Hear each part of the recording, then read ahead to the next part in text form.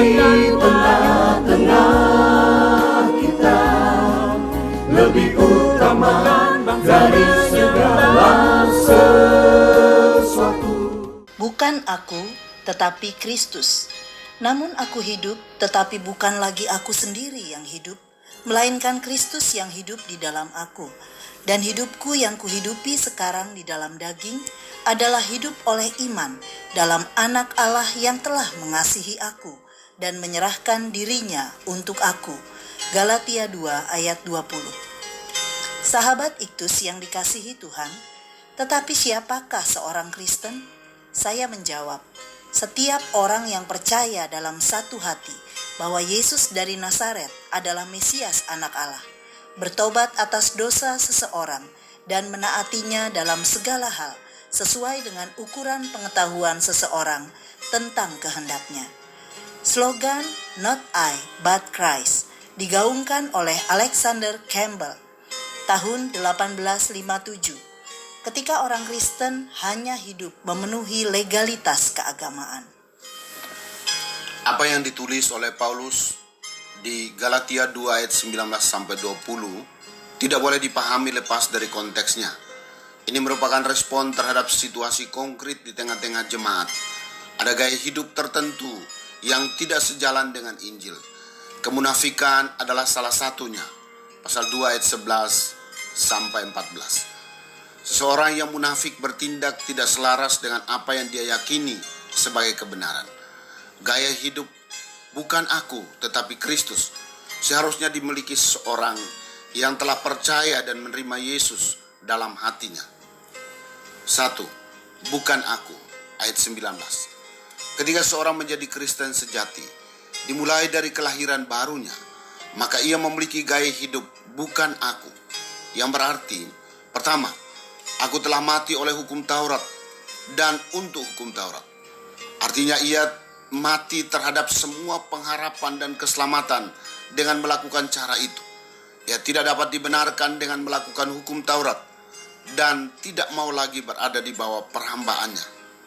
Kedua, aku hidup untuk Allah. Namun jauh dari pemikirannya untuk meninggalkan kewajibannya kepada Allah. Sebaliknya, ia mati untuk hukum Taurat supaya ia dapat hidup untuk Allah.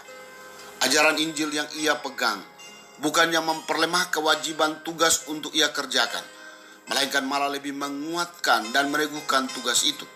Itulah sebabnya, walaupun ia telah mati untuk hukum Taurat, namun itu hanyalah supaya ia dapat menjalani hidup baru dan hidup yang lebih baik untuk Allah.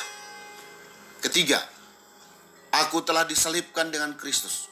Ini menunjukkan pada seorang yang telah mengalami operasi salib Kristus di dalam dirinya.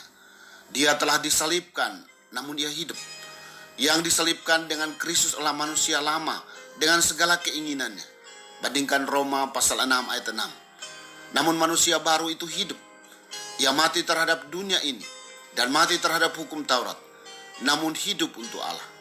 Sikap manusia lama dan manusia baru diuraikan dalam Galatia 5 ayat 19-23.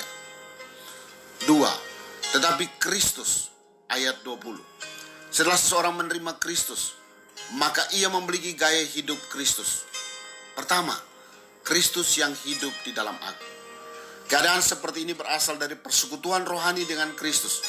Ketika Kristus menempati hati seseorang, maka ia memiliki persekutuan yang intim dengannya. Bandingkan Wahyu 3 ayat 20.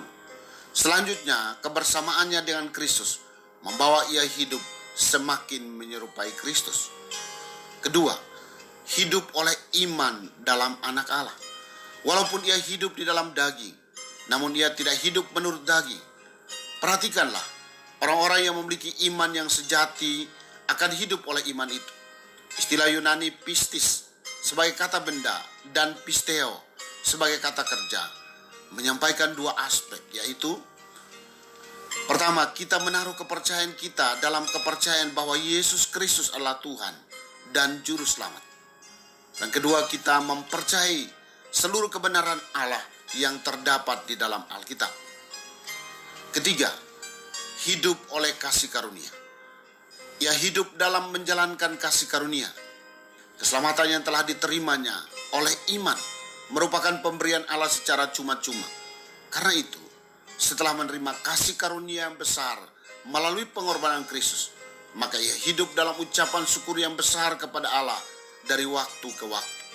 Orang yang hidup dalam kasih karunia mengabdi hanya kepada Kristus dan kehendaknya, bukan sebagai beban, melainkan karena rasa syukurnya. Sahabat Iktus, kehidupan Kristen kita tidak dibangun di atas dasar legalitas keagamaan dengan menjalankan segala peraturan Kristen sebagai beban, melainkan dimulai dari pembaharuan dalam Kristus yang kita alami. Maka hidup dalam kasih karunia untuk melakukan apa yang baik, sebagaimana Kristus telah melakukannya. Semakin erat persekutuan kita dengan Kristus, semakin nyata Kristus hidup di dalam kita. Hidup dalam kasih karunia tidak berarti saya hidup seenaknya saja sebagai orang yang telah diselamatkan. Seharusnya hidup keagamaan saya lebih baik daripada orang yang belum menerima kasih karunia di dalam Yesus Kristus. Karena kehidupan saya telah ditebus oleh darah Kristus yang mahal, maka saya seharusnya memiliki kualitas hidup seperti Kristus. Melalui diri saya, orang lain dapat melihat dan mengenal siapa Kristus, bahkan menerima Dia sebagai Tuhan dan Juru Selamat. Sahabat Iktus yang dikasihi Tuhan, apakah saya telah menyalibkan kehidupan lama saya dengan segala keinginannya? Apakah hidup saya semakin serupa dengan Kristus? Apa yang menjadi tujuan hidup saya? Apakah untuk menyenangkan diri saya sendiri atau menyenangkan hati Tuhan? Tuhan Yesus, hidup saya bukanlah milik saya sendiri, karena hidup saya telah ditebus oleh darah-Mu yang mahal melalui pengorbanan-Mu di kayu salib.